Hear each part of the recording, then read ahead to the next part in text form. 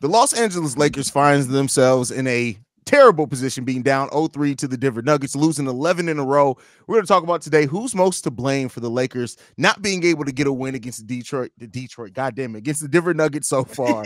We're also going to talk about Klay Thompson and how his future is reportedly tied to what the Golden State Warriors do with Chris Paul. We're going to talk about all and more right after this. Welcome to the number one place for your daily basketball news and analysis, NBA Central.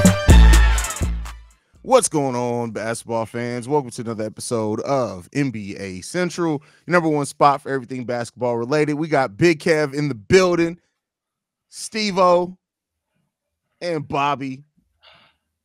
Let's get to it, fellas. Why you say our names like that? Bro, I usually say real quick in succession, and people have been saying, I don't know who's who, because the new people. So I'm giving y'all a chance to do something so they know who's who. That's it. Hey, I was okay, just wondering. I'm just trying to help. I'm just trying to help motherfuckers out. That's all. Like, so sue me. But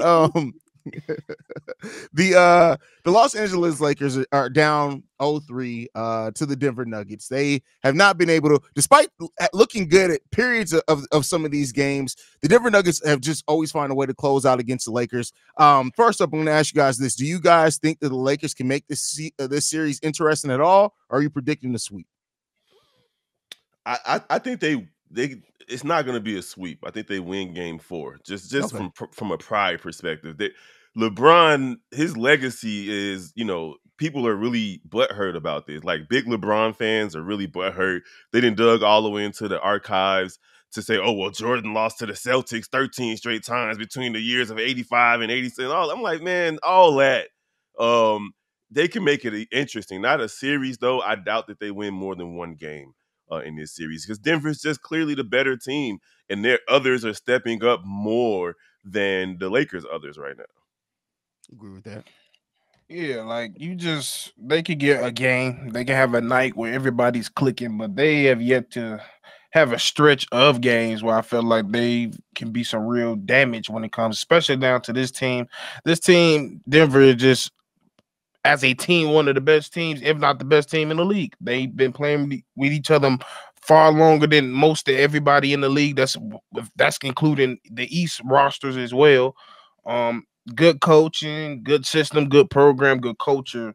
And then when you have all the things on top of, you have a legitimate superstar in Nikola Jokic and solid players around, players that's even making their cases as, like I said yesterday, Michael Porter is having a hell of a series. Like, it's hard to beat teams like that. And I just don't see them getting no more than lucky with one win, and then they bouncing up out of there 1-2-3 Cancun. They can get one game, but my prediction is that it's over. Every game that we've seen, the last 11 games, have pretty much gone the same, just about. The Lakers compete. They have a lead. Denver say it's time to go, and they wipe the floor with them. Like, it's just over with. So I think that right now, you got to go back to the drawing board, and you got to try to figure something out. LeBron is getting older. AD, like, y'all are getting a better version of AD this season than last season, and you still can't do nothing. And the last point is Denver Nuggets back to back.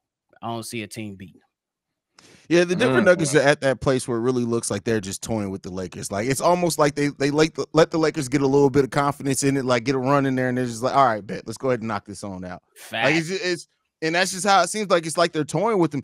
Bill Simmons even said that he said Jokic is on the Larry Bird level now with being able to know when he can close out a game. And I'm like, I first heard that, I'm like, hey, that's a little bit of an exaggeration. And I'm like, no, he's not that wrong, to be honest with you. Like, as far as against the Lakers, like, this team just has such confidence against the Lakers, the Denver Nuggets doing. It is what it is when it comes down to. But, somebody got to be blamed, and the Lakers are going to point fingers when this all said and done. When you guys look at this, who do you feel is most to blame on the Lakers for where they are right now? Ooh, man. The list is long. It starts with Darvin Ham. In game 1, when they were up, what was it, game 2, they were up 10 going into the fourth quarter. Was it game 1 or game 2 where they were up 10 going into the fourth? They was up by game 20. 2. And then, And I think Darvin Ham kind of has, like, he didn't call timeouts when he needed to.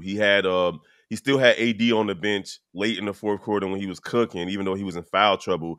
Your playoff season is on the lines, and you got a chance to steal a game versus Denver. Put AD back in the game, tell him to behave himself, and hope for the best. But at the end of the day, that's 1. 2, D'Angelo Russell, like the way he disappeared in game 3, bro. Like to follow up game 2 that he had with the game 3 that he had, he might as well basically nullify what he did in game 2. So that, and I think Austin Reeves too. Like they need D'Angelo Russell and Austin Reeves to contribute to this offense because LeBron can't do it. He doesn't have it in him to do it the way he used to. He got stretches, and AD can't do it by himself. And if they want to win this next game, though, they need to have AD go off for 50 the way Embiid went off for 50 the other day. Because other than that, they're gonna get swept. Listen, I agree with everything you said. I don't disagree with a single thing that you said. But at some point, we also gotta listen. I get it. LeBron's old and all that, but let's be clear. In Game 3, in that third quarter, when the Nuggets went on their run, LeBron literally looked like he was ready to go ahead and like Steve was go to Cancun. Like he was slumped. His body language said that he was over it. And I'm sorry, like whether right or wrong, LeBron is still LeBron James. And when you have that type of body language, especially with LeBron fans wanting to pull out and always bring up something with Jordan, listen, let's be clear. LeBron has not been good this series at all. He hasn't been. He hasn't been terrible, but you got to acknowledge it. Like once LeBron seems like, all right, bet we're out of it, it's done. Stick a fork in him. It's barbecue chicken. I ain't gonna lie to you. It been over for years. We just didn't know it. The problem is Lebanon. Lebanon James is the problem. Why is he the problem? Because you're not going to win with you scoring upwards, shooting 18 plus shots a game. That is no longer you no more. We are not in the league no more where it's your team and we're building around you. That shit is dead. That is no longer the factor. And every single year for the past 5 years, you've been having the opportunity of this being your team and everybody being around you, go to the corner and shoot.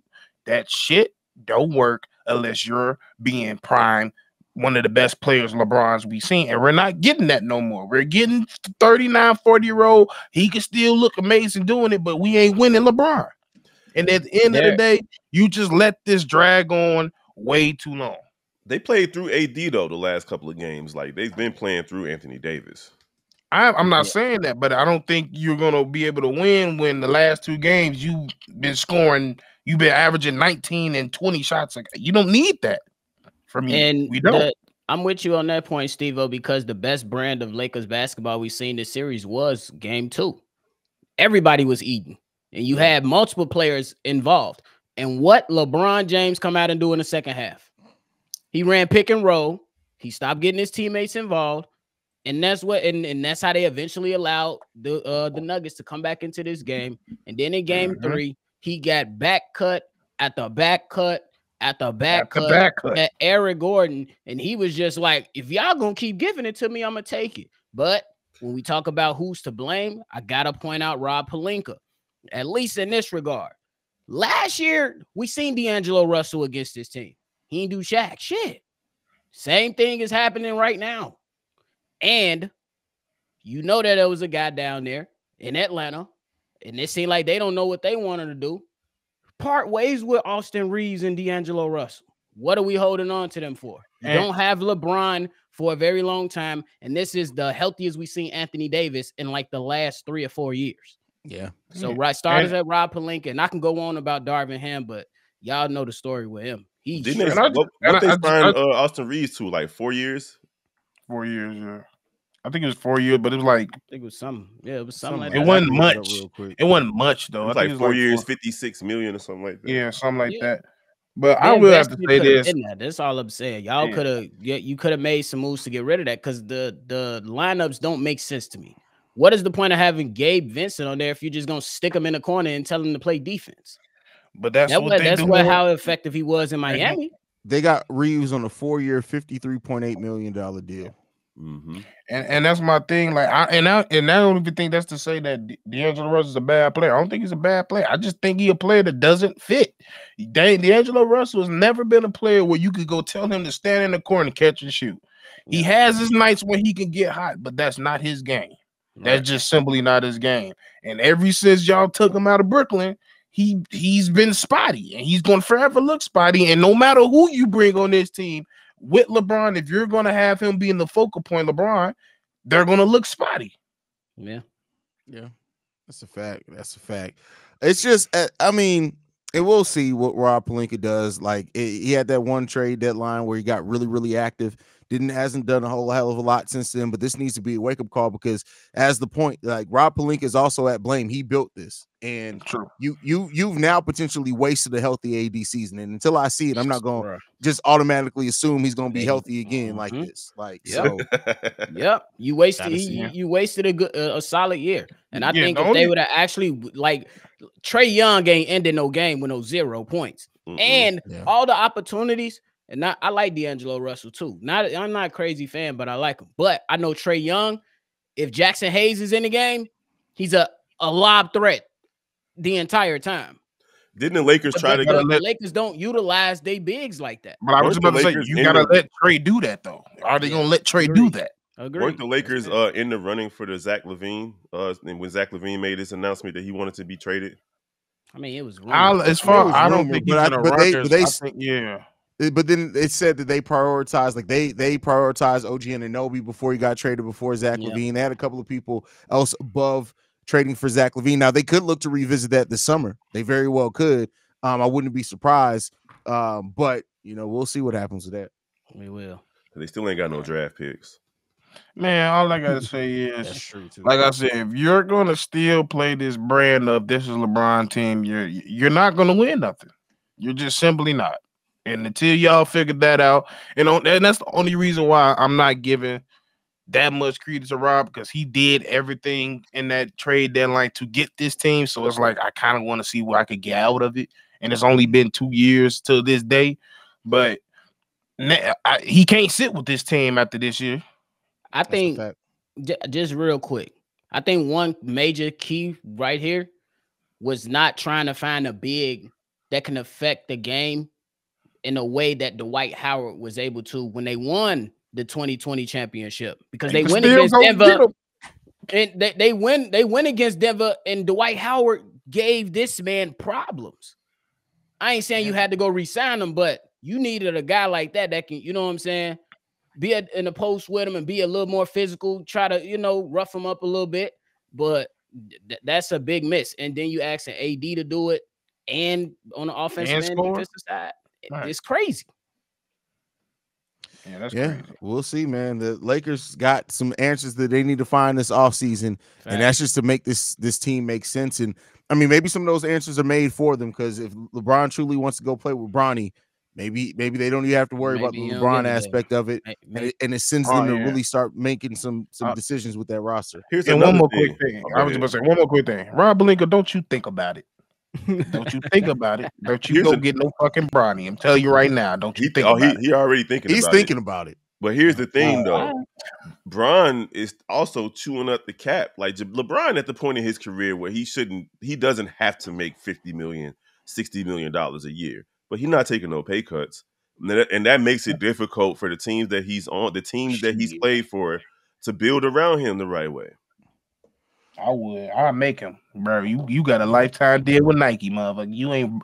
But he hasn't, and he's already talking about re-signing another 2-year deal that's in the $100 million range. Like, he's not taking a pay cut, and that's the reason I was kind of salty at Dame Lillard with the Portland situation. It's like, dude, you taking up 70% of the salary cap, complaining about your roster. For sure. I mean, but the difference is with him is Dame. That's his last time getting paid like this. Yeah. I mean, even still, he kept re-upping and re-upping. He never even finished off that second deal. His second contract is still in play. He just kept extending and extending it, and it took up a lot of the salary cap. I get that, but it's different between when you seeing that money come in. Like, it's different. It's hard to turn that down. It's hard to be selfless in this game. Yeah, I mean, but legends like Dirk, Tim Duncan, they took pay cuts. Why did I just become the focal point? Hey, Restream is tripping. Hey, bro, that's crazy. I've never seen it do that before. Hey, it just kicked Kev 5 minutes ago. Crazy. Yeah, but getting to the next time, was everybody cool on the LeBron topic? Anybody got anything left? That's it. We good.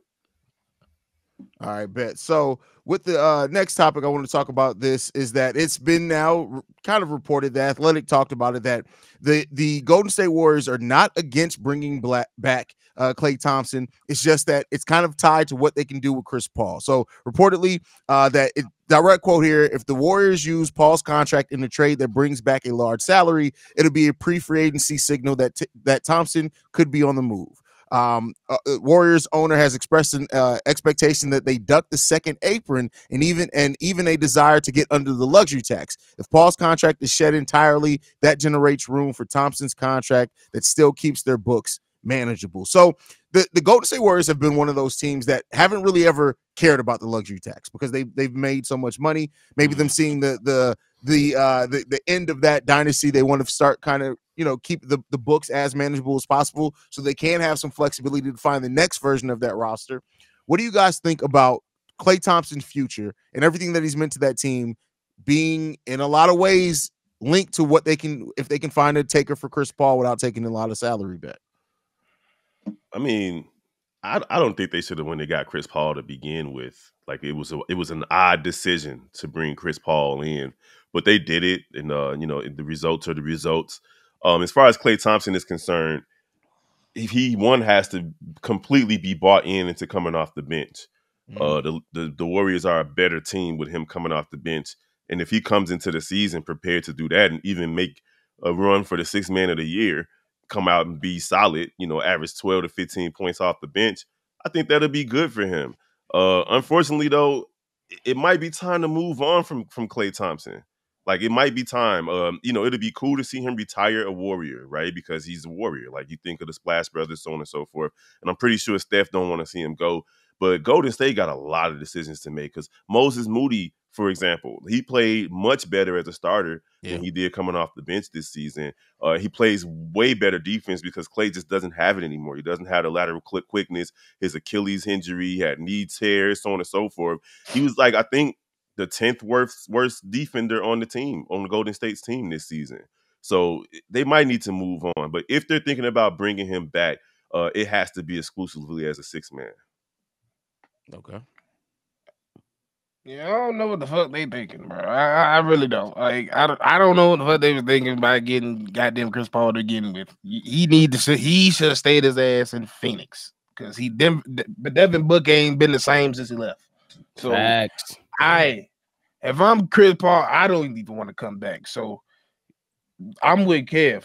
You have to be it's understood that you're coming off the bench because we've seen the best Klay, or the Klay that we've been somewhat missing, has been best coming off the bench.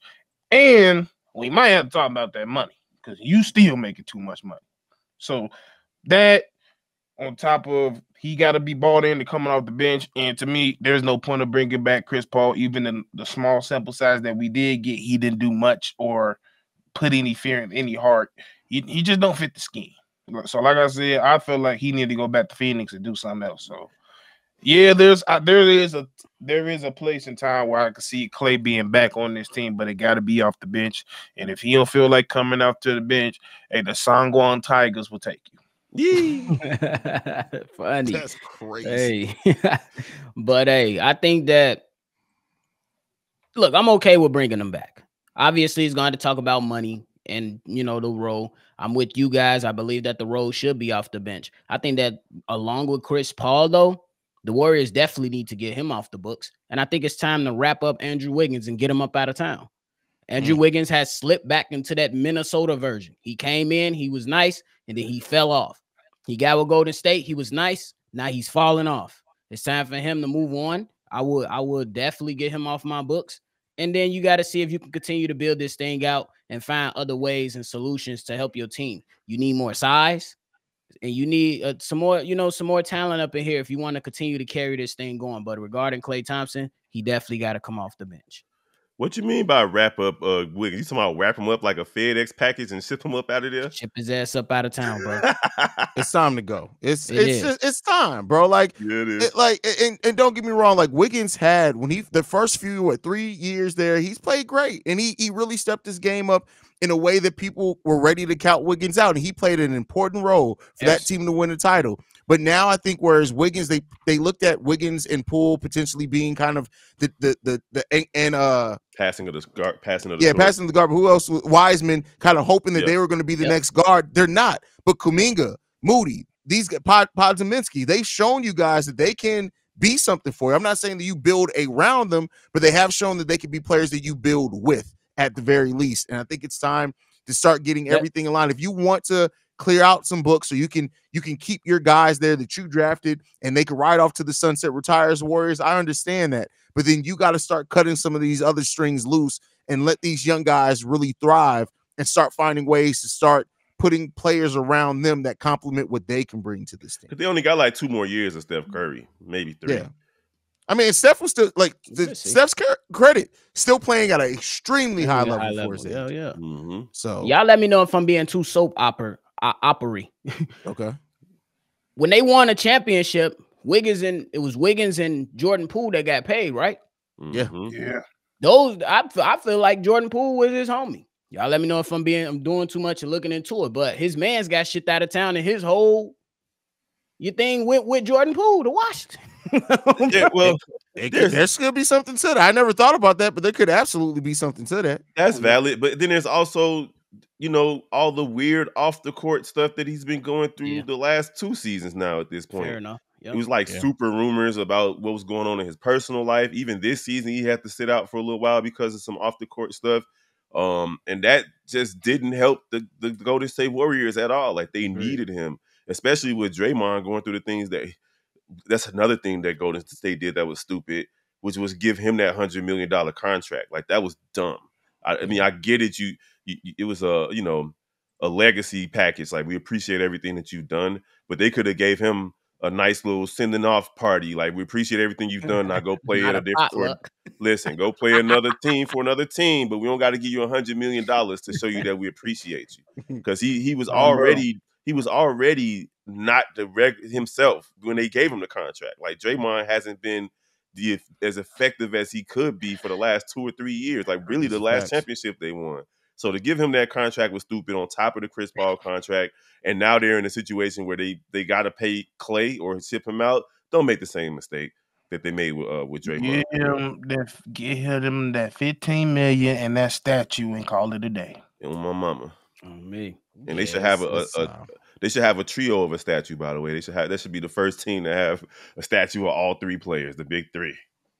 And don't get no little ass Toys R Us ass statue. Now, I reacted to that too, but then I found out all their statues. They all are miniature. Yeah. They all miniature, but he little as fuck. Bro, my Xbox Series X is bigger than that goddamn statue. This is the size of Iverson statue right here. And literally, that's crazy. That's funny.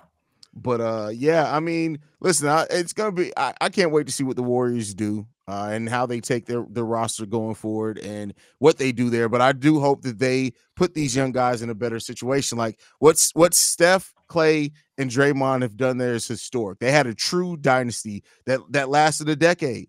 It's time to move the fuck on. Yep, facts. So, for real, somebody lasted. Yeah, on me. That's facts. Well, it was for me. I got tired. I feel like y'all fucked up basketball, but I ain't finna get into that. Yeah, the KD situation. That's hilarious. Not even KD, just everybody think they can shoot in this bitch. That's the problem. But that's like fair. I said, that's a different situation. That's fair. Any last thoughts, fellas, before we get up out of here? No, sir. Free D-Rose. Killer Williams. All right, y'all. Thank you for tuning in, man. You guys can follow us at NBA Central Pod on every social media platform. You can send us any feedback, questions, comments, concerns, NBA Central Show at gmail.com. Lastly, if you want to leave a text message and our voicemail, 773-270-2799 with the #1 spot for everything basketball related. We out this bitch. Peace, y'all. This has been a presentation of the Breaks Media.